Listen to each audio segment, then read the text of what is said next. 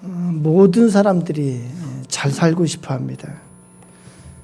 그런데 그것은 또한 하나님의 소원이기도 합니다. 근데 문제는 잘 산다는 게 무엇이냐 하는 것입니다. 어떻게 사는 것이 잘 사는 것입니까? 여러분은 어떤 생각을 갖고 있습니까? 100평짜리 맨션에 산다면 잘 산다고 말할 수 있습니까? 값비싼 수입 자동차를 몰고 다니면 잘 사는 것입니까? 혹시 국회의원이 되면 잘 되고 잘 사는 것입니까? 그저 새끼 걱정 없이 먹고 온 가족이 건강하고 화목하면 그것이 잘 사는 것입니까? 과연 어떻게 사는 것이 잘 사는 것입니까? 사람에게는 세 가지 수준의 삶이 있다고 그렇게 말합니다. 첫째는 생존의 수준입니다. 사람들은 오늘도 굶지 않고 헐벗지 않고 산다면 잘 사는 거라고 그렇게 생각합니다. 어떤 사람들은 이렇게 의식주 문제를 해결하면 의식주 문제로 걱정하지 않고 산다면 잘 사는 거라고 생각을 합니다. 이 지구상에 사는 많은 사람들이 이 생존의 문제가 해결되는 것이 잘 사는 거라고 생각하며 삽니다. 둘째는 성공의 수준입니다. 요즘 제가 사람들 사는 모습을 잘 살펴보며 깨닫는 것이 있습니다. 사람들이 사는 목적이 뭘까? 제가 보니까 많은 사람들이 다른 사람보다 잘나기 위해서 사는 것 같아요. 사람 사이에서 자랑거리를 갖기 위해서 사는 것 같아요. 다른 사람의 부러움을 받기 위해서. 또 이것을 다른 말로 말하면은 다른 사람을 좀 무시할 수 있는 그러한 자리를 확보하기 위해서 사는 것 같아요. 사람들로부터 인정을 받기 위해서 사는 삶입니다. 이것이 성공의 수준입니다. 이 성공의 수준의 삶은 다른 사람들이 평가할 때, 저 사람은 아주 잘 산다, 이런 평가를 듣는 것을 삶의 목적으로 하고 사는 삶입니다. 그러나 하나님께서 보시기에 하나님께서 너 참 잘 산다. 그래, 그게 내가 보고 싶어하는 그림이다. 그렇게 말씀하실 때는 그 삶은 생존의 수준도 아니고 성공의 수준도 아닙니다. 그것은 의미의 수준이라고 말합니다. 의미의 수준의 삶입니다. 그 의미란 것은 하나님이 사람을 지으셨을 때 원래 하나님의 마음속에 있었던 그 인생의 삶의 모습을 갖는 것을 말합니다. 그래서 이 의미의 수준의 삶은 하나님이 보시기에도 너 정말 잘 산다. 자신이 보기에도 정말 잘 산다. 다른 사람이 보기에도 정말 잘 산다. 이것이 의미의 삶입니다. 그런데 현대를 가리켜서 의미 상실의 시대라고 그렇게 말합니다. 우리 민족은 얼마 전까지만 해도 절대 빈곤에 처해 있었습니다. 제가 어렸을 때 40, 50년 전만 해도 보릿고개가 있었고 실제로 굶어 죽는 사람들이 있었습니다.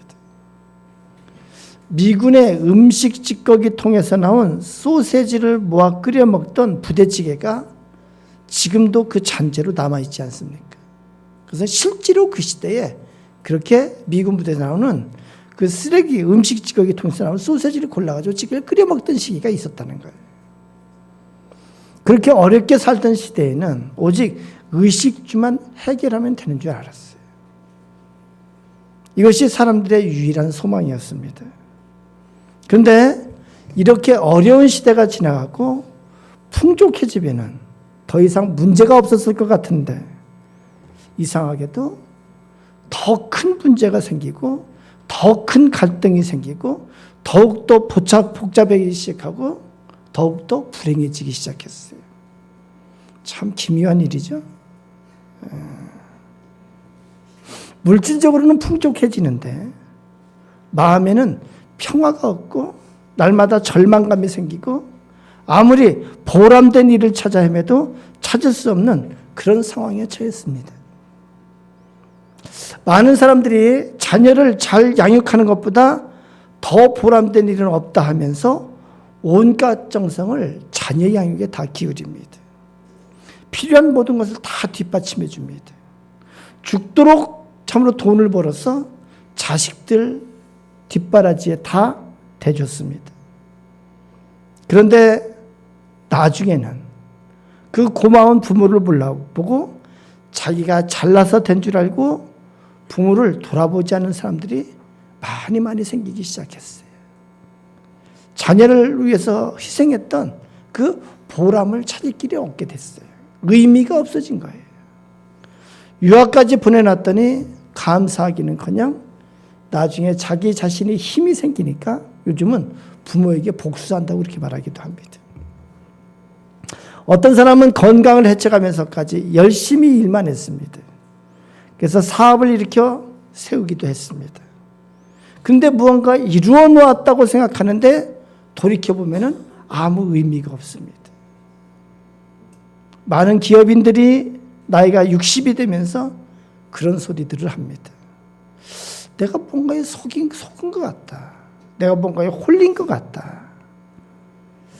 돌아보니까 쓸데없는 일만 하면서 인생을 살았다. 실패한 사람들보다도 성공한 사람들 중에 자살하는 사람들이 훨씬 더 많습니다. 왜 그렇습니까? 삶의 의미를 찾지 못했기 때문에 그렇습니다. 삶의 보람을 찾지 못했기 때문에 그렇습니다. 삶의 목적을 찾지 못했기 때문에 그렇습니다. 많은 사람들이 왜 잘 살고 싶은데 잘 살지 못할까요? 엄밀히 따져보면 애시당초 삶의 목적을 잘못 설정했기 때문에 그렇습니다. 우리가 살아가면서 돈이라든지 출세라든지 자녀의 성공 같은 것은 애당초 삶의 목적이 될 수가 없는 겁니다. 기독교인의 신앙 고백서 중에 하나인 웨스트민스터 신앙 고백서가 있습니다. 그 교리문답 중에 첫 번째 질문이 이것입니다. 인생의 제일 목적이 무엇입니까? 인생에 있어서 첫 번째 가는 목적이 무엇입니까? 그리고 그 답은 이렇습니다. 하나님을 영화롭게 하고 그를 기뻐하는 것이라. 다시 말하면 이것이 목적이 되지 않을 때 모든 사람들은 허무감을 느끼고 혼돈에 빠지게 되고 무질서하며 실패한 인생이라고 느낄 수밖에 없습니다. 실제로 실패한 인생이 돼버리고 마는 거예요. 하나님을 영화롭게 하고 그를 기뻐하는 것을 목적으로 삼지 않는 모든 인생은 실패한 인생이 되고 마는 거예요. 그들의 마지막 고백은 헛것입니다. 모두 헛된 것입니다. 그러한 허무와 무의미의 고백이 되고 말 수밖에 없습니다. 우리가 로마서를 계속 살펴보고 있습니다. 로마서는 전체를 크게 두 부분으로 나눌 수가 있습니다. 지난주까지 한 1장부터 11장까지는 교리 부분에 해당이 됩니다. 주제는 이 복음이에요. 그래서 1장부터 11장까지는 복음에 대해서, 믿음에 대해서, 구원에 대해서 변론합니다. 1장 16절에 로마서를 시작하면서 성경이 그렇게 기록합니다. 내가 복음을 부끄러워하지 아니하노니 이 복음은 모든 믿는 자에게 구원을 주시는 하나님의 능력이 됨이라. 여러 차례 반복했습니다. 이 복음은 예수 그리스도의 십자가와 부활이에요.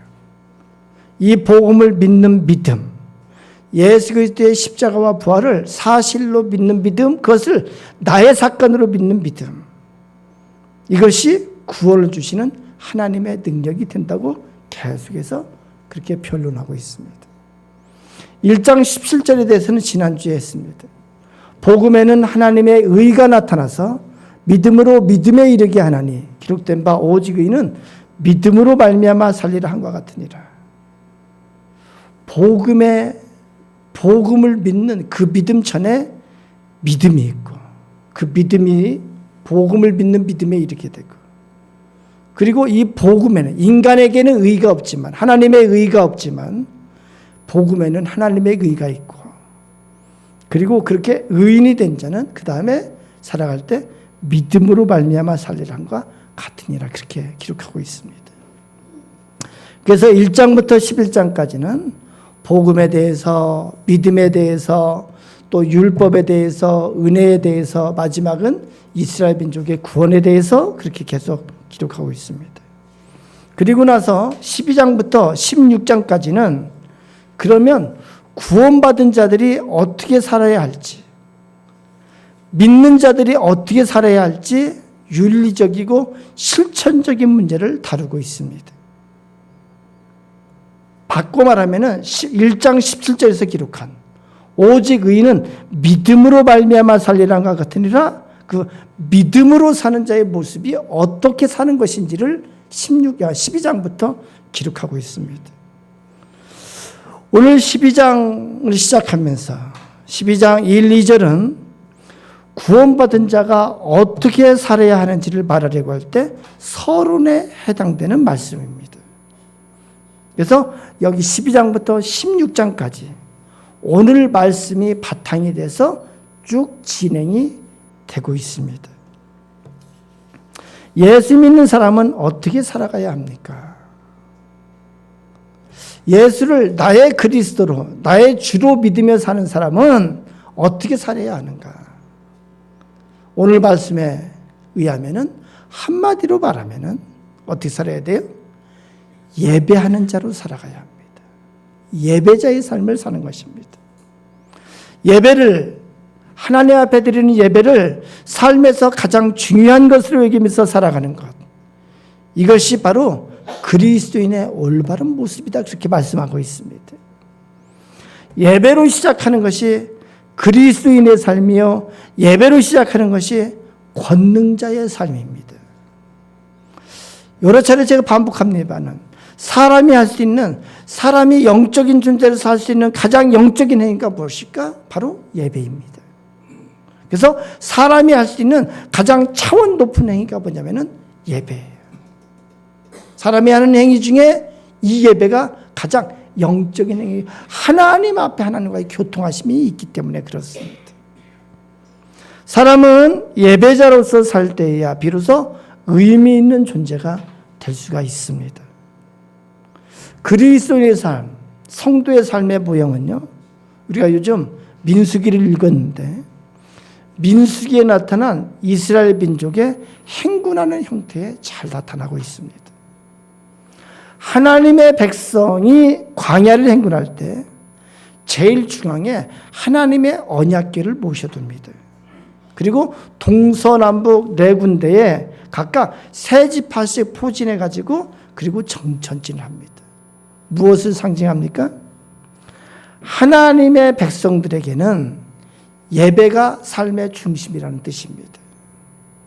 어느 방향에서나 항상 하나님의 언약궤가 보이고 항상 하나님께 예배드릴 수 있는 그러한 곳이 바로 이스라엘의 진영이요, 이스라엘의 삶의 현장입니다.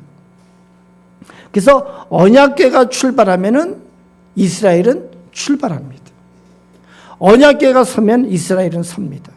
그리고 그 서 있는 자리에서 언약궤를 중심으로 예배를 드립니다. 우리도 마찬가지입니다. 우리가 하나님을 섬기는 자로서, 예배자로서 살아갈 때 예배가 우리의 삶과 우리의 모든 발걸음을 지켜주고 보호해주는 능력이 된다는 거예요. 그래서 여행을 하다가도 주일이 되면은 반드시 돌아와야 하고, 모든 계획 중에서도 예배가 중심이 되어야 하는 것을 가르쳐주고 있습니다. 우리가 잘 아는 전직 미국 대통령 중에 지미 카터와 관련한 일화들이 많이 있습니다.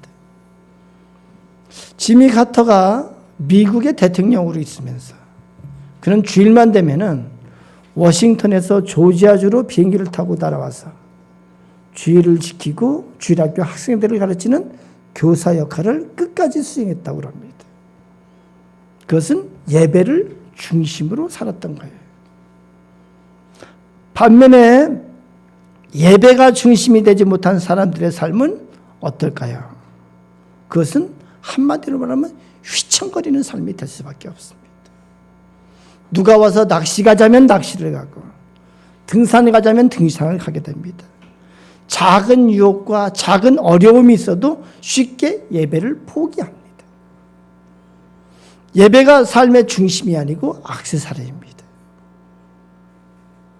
이러한 인생은 항상 공허하고 혼돈하고 무의미할 수밖에 없습니다. 이러한 인생은 흔들리는 인생이 될 수밖에 없습니다. 예배에는 크게 두 가지가 있는 것을 오늘 성경은 말씀합니다. 예수 그리스도의 이름으로 교회에 모여서 회중이 같이 드리는 예배가 있고, 또 하나는 교회 밖에서 우리의 삶을 통해서 드리는 예배가 있습니다. 첫 번째 예배는 교회 안에서 드리는 예배입니다. 교회 안에서 드리는 예배를 우리 자신의 죽음을 의미한다고 이렇게 말합니다. 우리 12장 1절을 같이 한번 보도록 하겠습니다. 12장 1절입니다. 같이 읽습니다. 시작. 그러므로 형제들아, 내가 하나님의 모든 자비하심으로 너희를 권하노니 너희 몸을 하나님이 기뻐하시는 거룩한 산제물로 드리라. 이는 너희의 드릴 영적 예배니라. 아멘.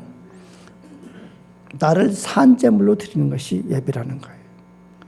본래 제물은요, 원래 이게 죽여서 드리는 거예요.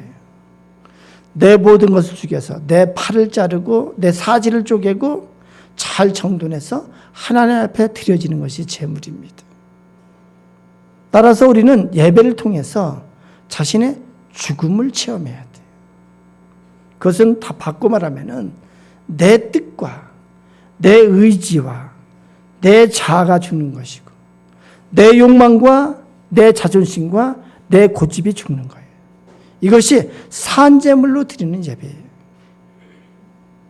그걸 더 구체적으로 말하면은 하나님의 말씀으로 내 마음이 세척이 되고, 하나님의 말씀으로 내 의지가 세척이 되고, 하나님의 말씀으로 내 자아가 세척이 되고, 내 생각이 세척이 되고, 내 고집이 세척이 되는 거예요. 그렇게 변화되어지고 세척되어지고 하는 것이 바로 말씀을 통해서 나의 죽음을 체험하는 거예요. 그래서 예배자의 진정한 고백은 갈라디아서 2장 20절의 고백이 되어야 합니다. 갈라디아서 2장 20절에 이렇게 기록합니다. 내가 그리스도와 함께 십자가에 못 박혔나니, 우리 같이 한번 읽어볼까요? 시작. 내가 그리스도와 함께 십자가에 못 박혔나니 그런즉 이제는 내가 사는 것이 아니요 오직 내 안에 그리스도께서 사시는 것이라. 이제 내가 육체 가운데 사는 것은 나를 사랑하사 나를 위하여 자기 자신을 버리신 하나님의 아들을 믿는 믿음 안에서 사는 것이라. 아멘. 이 시간 하나님의 말씀 앞에서 우리 각자의 주장이, 우리의 자아가, 우리의 생각이, 우리의 의지가 온전히 죽기를 축원합니다. 그리고 이제 오직 하나님의 뜻만이 나의 주장이 되고 나의 의지가 되고 나의 사상이 되는 그런 시간이 되시길 축원합니다. 두 번째 예배의 뜻은 무엇입니까? 두 번째 예배는 교회 밖에서 삶을 통해 드리는 예배가 있습니다. 우리 12장 2절을 같이 한번 읽도록 하겠습니다. 시작. 너희는 이 세대를 본받지 말고 오직 마음을 새롭게 함으로 변화를 받아 하나님의 선하시고 거룩하시고 온전하신 뜻이 무엇인지 분별하도록 하라. 예배는 교회에만 국한되는 것이 아니고 삶 전체에 확장되어야 합니다. 본문에 의하면은 이 세대를 본받지 않는 것이 바로 예배예요. 저는 이 예배에 대해서 묵상하다가 지난주 큐티 중에 기생 라합에 관한 말씀이 떠올랐어요. 그래서 이것이 바로 예배자의 삶이 아닌가. 여호수아서 2장 8절에서 14절에는 기생 라합이 이스라엘 정탐꾼에게 하는 말이 기록이 되어 있습니다. 라합은 여리고 성에 사는 여리고 족속이에요. 그러니까 지금 이스라엘 민족이 여리고성을 정복하려고 그러는데 그렇게 보면 이스라엘 민족의 적이고 하나님의 백성의 적입니다. 이방인입니다. 또한 라합은 기생입니다. 천하고 죄된 신분입니다. 그런데 이 라합이 여호와 하나님에 대한 소문을 들었습니다. 하나님이 이스라엘 민족과 같이 해서 이집트에 10가지 재앙을 내리셨고 홍해를 건너게 하셨고 그리고 모압 땅에 이르러서는 아모리 민족과 전쟁해서 승리케 하시고 그들을 전멸시켰다는 얘기를 들었어요. 라합은 여호와 하나님에 대해서 그 얘기를 들을 때에 그 하나님에 대해서 생각으로 깨닫고 인식하게 되었습니다. 그리고 나아가서 그 하나님을 인정하는 마음을 가졌어요. 마음속으로 생각으로 그 하나님을 인정했어요. 그래서 두려워합니다. 하나님이 하신 일을 깨닫고 인정하는 거예요. 그리고 하나님의 하나님 되심을 인정하고 그 앞에서 두려워하는 거예요. 그리고 정탐꾼을 만났을 때 그 입으로 자기가 인식하고 인정하는 하나님에 대해서 말합니다. 입으로 시인하는 거예요. 로마서 10장 10절에 이렇게 기록합니다. 사람이 마음으로 믿어 의에 이르고 입으로 시인하여 구원에 이르느니라. 이것이 라합이 우리에게 보여준 모습이기도 합니다. 이 라합이 정탐꾼에게 요구를 하는데 뭐라고 말하냐면은 내가 너희를 선대하였은즉 너희도 내 아버지의 집을 선대하도록 여호와로 내게 맹세하고 우리 목숨을 죽음에서 건져내라 그렇게 말해요. 참 놀랍지 않나요? 여리고에 사는 기생인데 하나님에 대해서 말하면서 맹세하는 기준이 여호와 하나님의 이름으로 맹세하라고 그래요. 맹세의 기준이 하나님의 이름이 맹세의 기준이 되는 거예요. 이 라합이 이스라엘 정탐꾼이 자기 집에 들어왔을 때 여리고성의 동향을 가르쳐주고 그리고 정탐꾼을 숨겨주고 안전하게 도망하도록 그렇게 도와주는 행동을 취합니다. 이 라합이 지금까지는 여리고 왕을 섬기며 살았지만 여호와 하나님에 대해서 얘기를 듣고 나서 이제는 여호와 하나님의 사람들이 왔을 때 여호와 하나님 편에 서게 됩니다. 여리고 왕의 군사들이 정탐꾼을 찾아왔을 때 이 라합이 여리고 왕에게 배신하는 행동을 하는 거예요. 예배자의 삶이 하나님을 예배하는 삶이에요. 그것은 바꿔 말하면은 이제껏 모시고 이제껏 섬기며 살아왔던 세상신을 배신하고 하나님을 섬기는 자로 변화되는 거예요.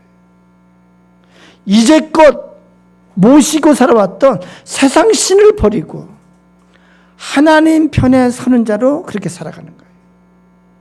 이 라합은 하나님 편에 서는 것에 자기의 목숨을 걸었어요.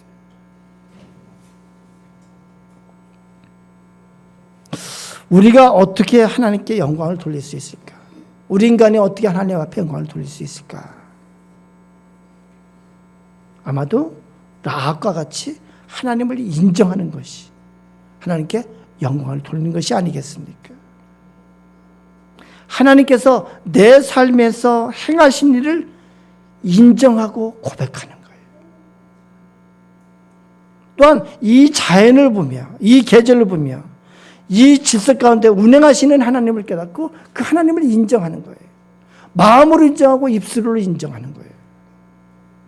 하나님의 하나님 되심을 인정하고 고백하는 그것이 하나님에게 영광을 돌리는 것이고 하나님에게 기쁨을 드리는 거예요. 그리고 하루하루 내 삶을 살아가면서 하나님 편에 서는 거예요. 그래서 하나님을 두려워하며 하나님의 말씀대로 순종하며 사는 거예요. 이것이 하나님께 영광을 돌리는 삶이라고 성경은 우리에게 가르쳐주고 있습니다. 이러한 삶을 사는 자, 하나님께서 기뻐하시고 하나님께서 복을 내려주신다고 약속했습니다.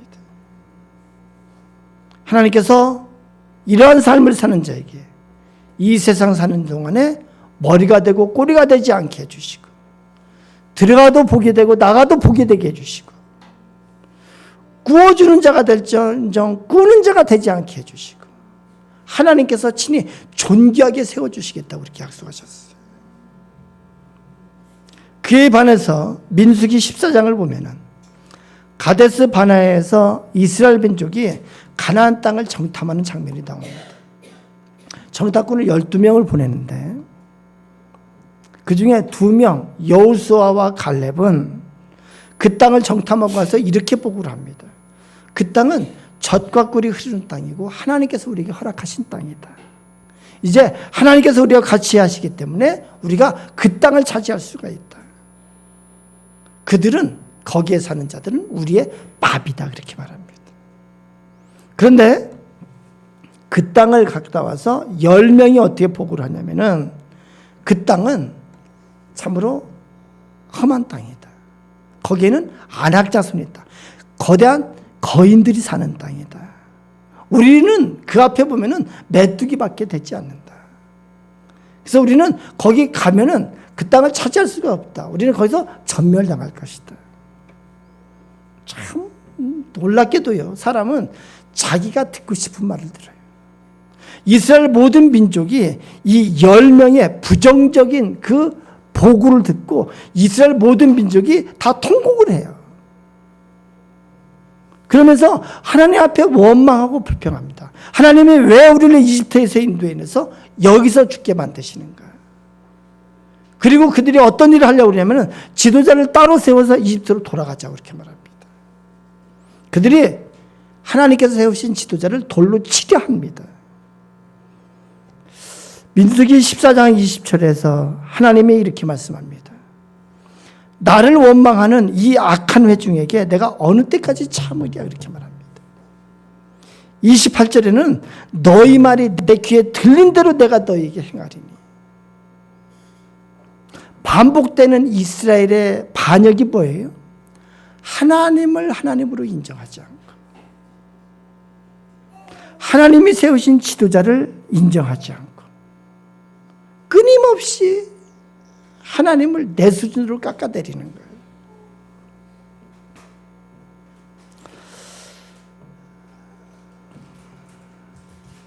그래서 하나님 앞에 불평하고 원망하는 생각을 갖고 있고 그것을 말로 표현을 해요. 하나님을 하나님으로 인정하지 않는 것에 대해서 하나님께서 뭐라고 말씀하시냐면은 하나님께서 언제까지 이 백성이 나를 무시하겠느냐, 그렇게 말해요.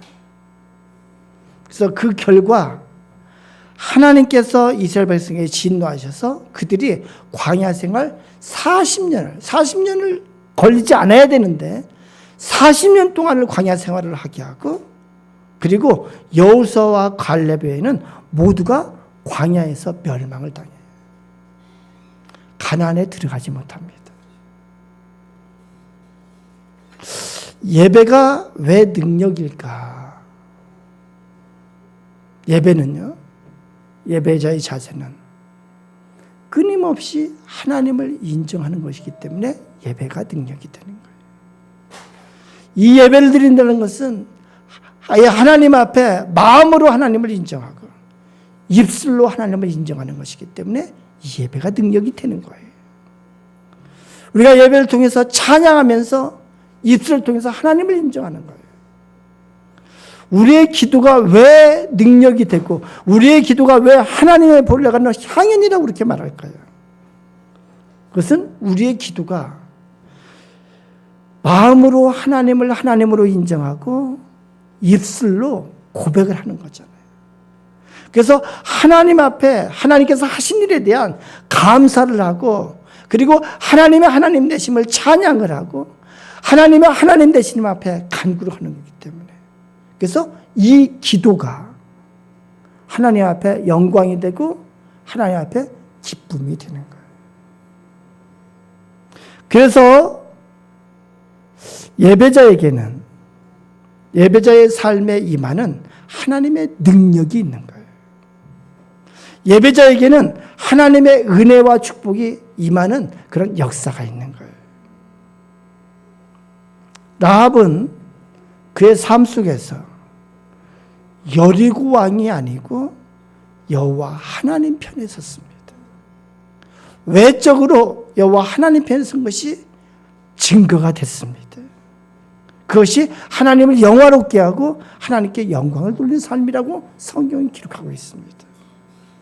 그 라합에 대해서 히브리서 11장 31절에 이렇게 기록합니다. 같이 읽어볼까요? 시작. 믿음으로 기생 라합은 정탐꾼을 평안히 영접하였으므로 순종하지 아니한 자와 함께 멸망하지 아니하였도다. 여기 여리고의 다른 모든 사람들은 하나님 앞에 순종하지 아니한 자였다는 거예요. 하나님 편에 서지 않았다는 거예요. 끝까지 여리고 왕을 섬겼어요. 끝까지 세상의 왕을 섬겼어요. 끝까지 세상의 가치만을 추구하며 살았어요. 그 끝은 멸망이라고 성경은 말씀하고 있습니다. 이 기생 라합은 얼마나 존귀한 자가 됐는지, 다윗 왕의 그 족보에, 다윗 왕의 제가 족보를 잘 몰라서 그런데 할아버지 세 번째 마태복음 1장 5절 6절 같이 한번 읽어보겠습니다. 시작. 살몬은 라합에게서